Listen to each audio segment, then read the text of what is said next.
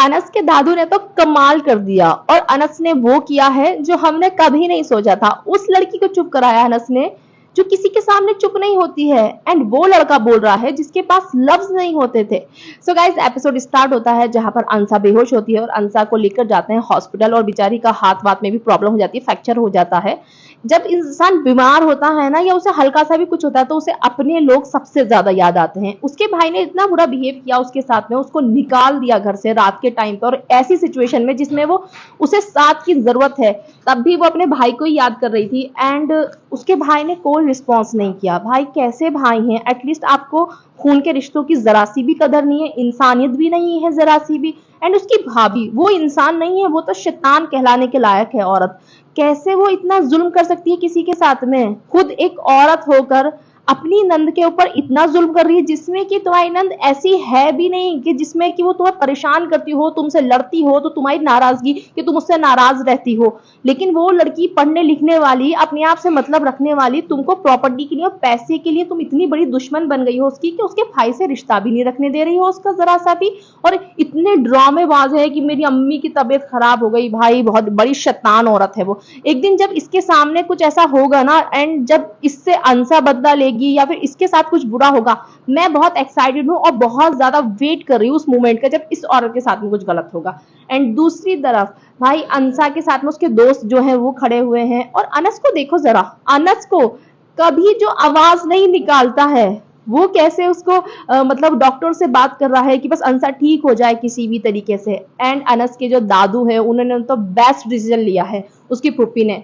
अब देखो, अब मैं सुपर एक्साइटेड हूँ देखने के लिए, जो मुरसलीन है, जो शयान है, जो शयान की बहन है, और जो उसकी अम्मी है।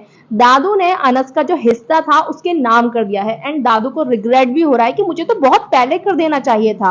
ये जो मेरे अनस के साथ में करते हैं इतना बुरा बिहेव, उसे निकाल देते हैं घर से, मुझे पहले कर देना चाहिए था। दादू ने कर दिया है नाम अनस के। एंड अब मैं बहुत एक्साइटेड हूँ देखने के लिए कैसे निकालेंगे अनस को उस घर से बाहर। एंड वो शयान जो घटिया आदमी राजा बन के रहता है उस घर में, उसकी क्या हालत होने वाली है, और उससे भी ज्यादा उसकी मॉम की क्या हालत होने वाली है, जिन्होंने इतनी नफरत पैदा करी है अपने बच्चों के दिल में अनस के लिए, जिसने कुछ किया नहीं है उन लोगों के साथ में।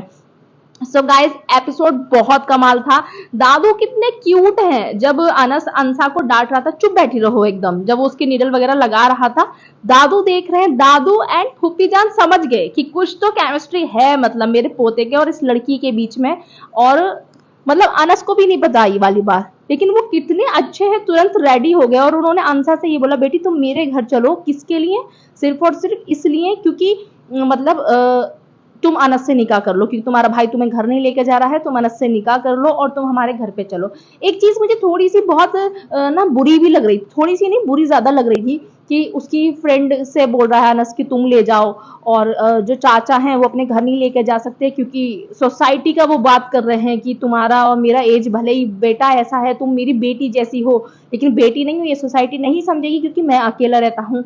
एंड फिर कोई किसी से बोलता तू उसके घर चला, उसके मुझे अंसा के लिए बहुत बुरा लग रहा था। उसका घर है, ठीक है, एंड वो आई थिंक इतनी इंटेलिजेंट तो है कि वो कुछ कर सकती है अपने लिए, कोई जॉब वॉब करके हॉस्टल में रहने चली जाए, क्योंकि इतना सबसे बोलना कि मुझे कोई रख लो, मैं उसके घर चली जाऊँ, वो मुझे थोड़ा इंसल्टिंग लग रहा था अंसा के लिए बहुत ज्यादा।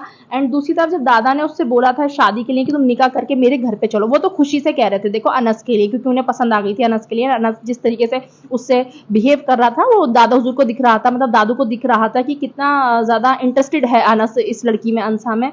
बट अंसा का रिएक्शन बिल्कुल जायज था भाई। एकदम से कोई इस सिचुएशन में जिसमें आपके अपने नहीं हैं, आपकी हालत ठीक नहीं है, और आपसे एकदम से कोई रैंडमली बोल रहा है कि मेरे पोते से निकाह कर लो, तो आप हाँ तो नहीं बोल दोगे ना इस सिचुएशन में, और आप मना ही करोगे। तो अंसा का जो रिएक्शन था वो बिल्कुल जस्टिफाई था मेरी नजर में, तो कि कोई नहीं बोल सकता एकदम से किसी से भी शादी करने के लिए, और उसने ऐसा कभी अनस को इस निगाह से शायद से देखा भी नहीं है। एंड दूसरी तरफ जो मतलब अनस है, वो बेचारा चुप हो गया। वो कह रहा है मेरे दादू ये क्या सोच रहे हैं, कहीं ना कहीं चुप भी है और पता नहीं खुश भी है। दोनों से मिक्स फीलिंग आ रही थी मुझे, कि शॉक में भी था कि ये क्या बोल दिया दादू ने, और खुश भी लग रहा था कहीं ना कहीं, मतलब दिखा नहीं है उस पर, लेकिन फीलिंग आ जाती है ना आपको कि अंसा को वो पसंद तो करता है। एंड अंसा का एक बात उसने बोली थी, वो मैं बिल्कुल एग्री करती हूँ अंसा से, कि अंसा ने बोला कि जो लड़का अपना स्टैंड नहीं ले सकता, जब उसके साथ इतना गलत होता है, उसके कजन उसके साथ में इतना गलत करते हैं, उसे बुली करते हैं, वो मेरा क्या स्टैंड लेगा। तो उसकी बात कहना बिल्कुल जायज है कि जब अनस अपने लिए नहीं बोलता और गलत को सहता भी है। जब बता दिया था इन लोगों ने अनस को, इसके पापा ने शयान के, तो अनस ने तब भी जबान नहीं चलाई थी, मतलब तब भी अपने लिए आवाज नहीं उठाई थी। तो सही बात है ना उसकी, तो भाई ये तो गलत को भी सहता रहता है, तो मैं इसके साथ कैसे शादी कर लूं। एंड मुझे अंसा का पॉइंट बिल्कुल ठीक लगा था, दादा का मुझे पॉइंट बहुत अच्छा लगा था कि उन्हें समझ में आया मेरे पोते को पसंद है, ये लड़की भी चुपचाप देख रही है, मतलब कहीं ना कहीं कुछ तो केमिस्ट्री है इनके बीच में, चलो भाई मैं रिश्ते की बात कर देता हूँ। एंड जो चाचू हैं, कौन से चाचू हैं मुझे उनका नाम याद नहीं है, अंसा के, वो भी हैप्पी हो गए, और जो उसकी फ्रेंड है वो भी हैप्पी हो गई, सब लोग एकदम से रेडी हो गए हैं। बट इतनी जल्दी निकाह हो नहीं सकता है, इतनी जल्दी शादियां होती नहीं है, पहली बात तो। दूसरी तरफ जो मतलब ये है ना शयान की बहन, ये कितना क्रिंज लग रही है भाई ये लड़की मुझे। इनकी मतलब जो विलन्स वाली स्टोरियां होती है ना वो भी इंटरेस्टिंग होती हैं, बट मुझे बिल्कुल अच्छा नहीं लग रहा। मतलब लड़के को एक बार देखा है उसके पीछे लग गई है, दूसरी बार में उसके घर जाने के लिए उतावली हुई पड़ी है, पागल हुई पड़ी है बिल्कुल। तुम्हारे भाई ने उसके भाई का एक्सीडेंट कर दिया, तुम लोगों को जरा सा रिग्रेट तक नहीं था उस टाइम पे, जब तुम्हारा भाई फंसा तुम तब गए, ठीक है। तुमने दूसरे इंसान को फंसा दिया था पहले, और तुमने एक बार हालचाल तक नहीं पूछा था पेशेंट का कि जो इंसान को हमारे भाई ने इतनी जबरदस्त तरीके से उसका एक्सीडेंट किया, तो हम उससे पूछें। तब तक तो आपके दिमाग इतने आसमान पे चढ़े हुए थे, तब आपका भाई फंस गया, तो आप जब पहुंचे उसके घर पे और उसको देखती तुम पागल हो गई। एंड दूसरी तरफ वो लड़का भी भाई, जिन्होंने तुम्हारे भाई का एक्सीडेंट कर दिया, तुम उसकी बहन को पसंद कर रहे हो। एंड जरा सा भी ना तो मुझे केमिस्ट्री दिख रही है इन लोगों के बीच में, एकदम क्रिंज स्टोरी लग रही है एक्चुअली में। मैं आपको बताऊं तो मुझे बिल्कुल मजा नहीं आ रहा शयान की और जो वो लड़का है, जो शयान की बहन और जो दूसरा वाला लड़का है उसकी स्टोरी देखने में। एंड मैं बहुत ज्यादा सुपर एक्साइटेड हूँ जब अनस और अंसा की शादी होगी, और इसी घर में अंसा आएगी, जब इसकी जो बहन है ना शयान के, इसके और इसकी मॉम के और शयान के, इन तीनों के दिमाग ठिकाने पे लगाएगी ना भाई, क्या कमाल के एपिसोड्स होंगे ना वो, कितना मजा आएगा देखने में। बट सुपर एक्साइटेड हूँ मैं जो भी होने वाला है अपकमिंग एपिसोड्स में। एंड इंटरेस्टिंग तो चीजें हो रही हैं।